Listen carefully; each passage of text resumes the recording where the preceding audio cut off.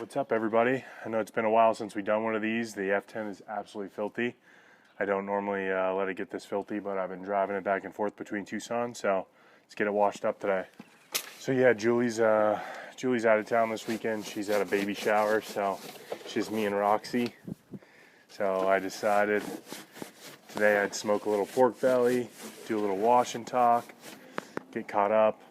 I never usually let cars get this dirty, but now that we have the new car, we have two cars outside, we have two cars and Julie's car in the garage, so a little bit harder to keep them clean when they're not garaged, but gives us something to do on the weekends. But we've got a good amount of houses flowing. We got some deal flow down in Tucson. We've got new members joining the team, so there's a lot to update you guys on that. I've decided on the channel to just, make the move to just strictly doing car content. It seemed that mixing the content was kind of making it harder to grow versus focusing on the BMWs and the cars, and the detailing seems to make it easier to grow. But, the E93 project was a lot of fun. It's got an oil leak. I think it's coming from the rear main seal, so I think I might have scratched it or something when I was doing the install. Who knows? But yeah, it looks like it's leaking from the rear main seal. But other than that, it's running really well. Still, need to do a full detail on it and do the backup camera, which we'll get to. I'm looking forward to doing that build. So I think if the channel keeps growing, I think what we'll do is maybe start a Patreon or something, and I can do some real estate vlogs and stuff on that. Otherwise, I'll just keep you guys updated on the real estate stuff through the wash and talks. But yeah, since my last wash and talk, I think we've brought on 3 new guys on the team. So they're just doing acquisitions, which basically means they're hunting for deals for us. And then some of the byproducts of that is they get listings and buyer deals and stuff, so I let them work that. But the market's getting super crazy now, so we're kind of looking at wholesaling more than buying. Just in the meantime, just till things kind of, stabilize and we get a clue on where things are headed. It doesn't look like the market is crashing, but, it could be stalling out where pricing starts, you start seeing more price reductions and stuff, which makes it harder when you're home flipping because, you don't want to get stuck in these deals. You want to move them quickly, and, if you underwrite incorrectly or you miss something and pricing isn't going up like it has been, it could make it a little bit more difficult to make money. So we might just be taking lower margins and just wholesaling for the next couple months and just seeing where things head. But I know a lot of people have been reaching out to me about interest rates and what's going to happen in the market and stuff, and all these interest rate hikes are scaring people and making people think that the market's going to crash. And, if interest rates go up, then real estate prices have to come down. But real estate prices haven't come down yet, and we're still getting multiple offers on properties. So there's still enough buyers in the market willing to pay these prices even at the increased interest rates. So it just shows you the shortage in housing that we have and the influx of cash that's in the market. So I think that the Fed is just raising the interest rates to get room and to get altitude in the market, because if something were to happen in the market and interest rates are at 2.5%, it makes it a lot more difficult. So when you raise interest rates up off of the floor, it gives you somewhere to drop them if you need to, versus if we just keep letting them ride at 2.5–3% and something happens, you don't have any tools in your tool chest to fight a market correction, which the Fed always wants to be the hero, so they're going to rapidly do quantitative tightening and raise these interest rates as fast as possible, just to give themselves room to do it all over again. That's my opinion. So if we were to see a market correction, I think it would be short-lived. Just like we saw with COVID, I mean, that market recession lasted like 60 days. And we're off to the races. So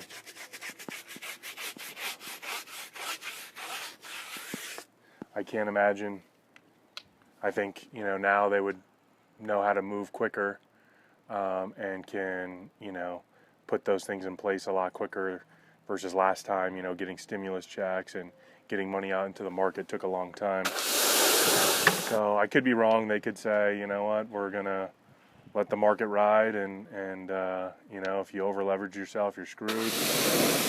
The other reason why we'll probably slow down on taking on more projects is just managing the construction is the worst part of the job.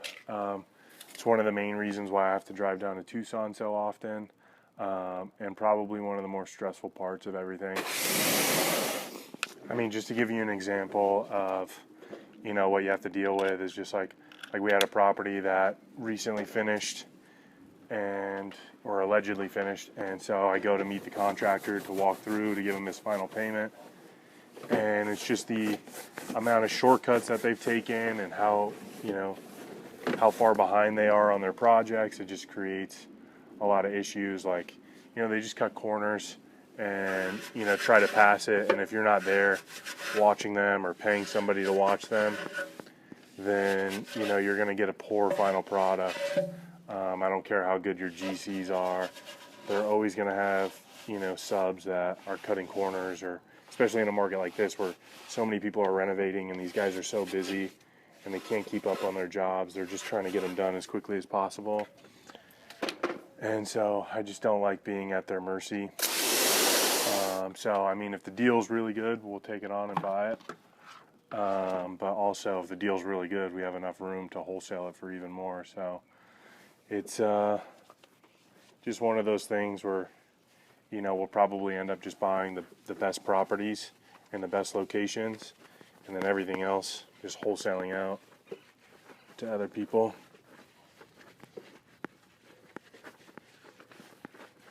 And let them deal with the headache and the nightmare. But we still want to buy a lot of properties and keep them as rentals. We're just going to have to divert our focus on, nicer areas and paying a little bit more.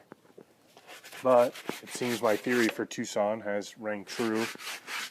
The average price for a home there has been skyrocketing over the last year, and I mean, it's been doing that everywhere, but the increase in returns that I thought I would see in Tucson versus Phoenix have proven to be true. We're just looking for more real estate agents down in Tucson, so if you know any real estate agents that want our buyer leads or that have leads on houses that need repair, shoot me a DM. So yeah, the projects that we've been buying and flipping have been doing really well. I haven't been keeping them as rentals like I expected to, just because the returns on flipping them are so high. So we've been flipping more than renting, which is fine. We're just kind of turning the capital that we have and repurposing it. So like for example, if we invest $400,000 and we flip say 8 homes with that, we usually can get back closer to $750,000, $800,000 and buy another 8 homes. So we don't have to contribute any more capital to the business, but also we're selling assets and having to go find more, which is proving to be pretty difficult. If you're in the business, you know how scarce good deals are right now. So if you find one and then you end up selling it, you always regret it. Like for example, that condo that we bought for $135 and sold for $205, those condos are now going for $250, and it's only been 4 months. So it's just the way the market is, though. Alright, so we're going to get this rinsed off and start washing it, and then we'll pull it in the garage and dry it off and do the interior. The interior is pretty bad, so I don't know if I'll film doing the interior. It's my least favorite part, but we'll get going. But yeah, it's kind of sucked having to be away from making videos and stuff, but we've made a lot of progress, so I'm hoping to get a little bit more consistent with videos now that we're kind of cruising a little bit more. So we'll see. My goal is to, get you guys 2 videos a week, whether it be working on the new project car or doing a wash and talk. But either way, we'll get some more out. So, but if we get the channel up to 10,000 subscribers, then I think I'll either give away the E93 or give away the new E90. So we got to get to 10,000 subscribers first, but if we do that, I'll do the giveaway, and I'll let you guys choose and vote on whether you want the E90, and obviously we'll fix the oil leak and everything if we do the E93. But yeah, we'll vote on that if we get to 10,000 subscribers. So make sure you like, comment, subscribe, and share the channel so that we can be able to do cool stuff like that.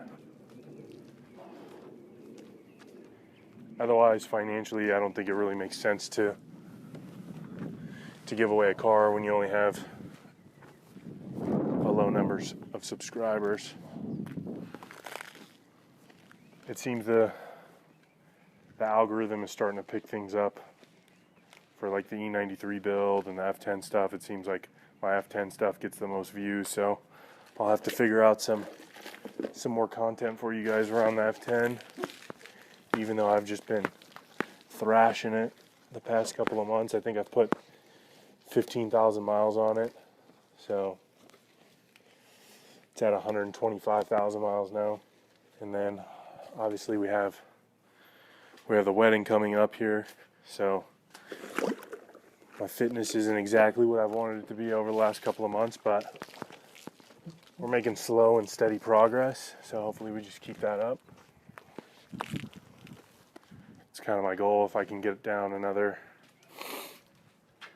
15 pounds before the wedding, I'll be in good shape. I've got about 50 days to do that. So it's definitely doable, but just gonna have to lock down the diet. I've been working out at F45 a lot more with Julie, so it's just been hard to be dialed in on both. Like, my ideal life, I'd like to be working out, have my diet in check, be putting out 2 videos a week, and buying 2 or 3 homes a month. It takes a lot of discipline to do that, so I'll just be excited to have this car clean for the week.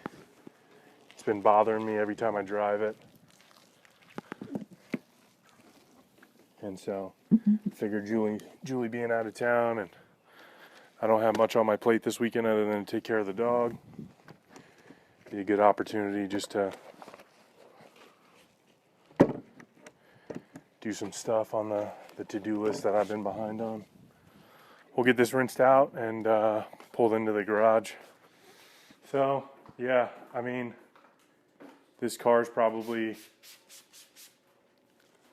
just gonna continue to get beat up, and I'll drive it into the ground.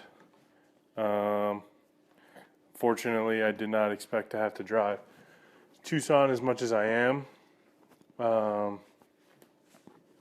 So that was the theory behind buying a car like this instead of like a, commuter car. But I mean, it still gets the job done. It's just not the most, I just feel bad beating on it like I do, versus like if it was a Honda Prius or something, I wouldn't really care.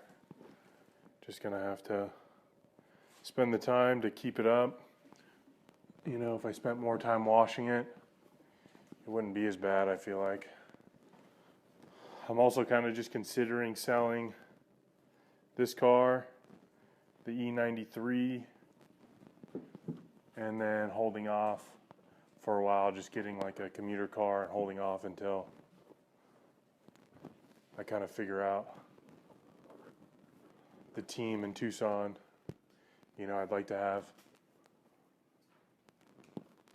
an asset manager to drive down there and deal with these contractors and do that kind of stuff, because then that would save me a bunch of trips.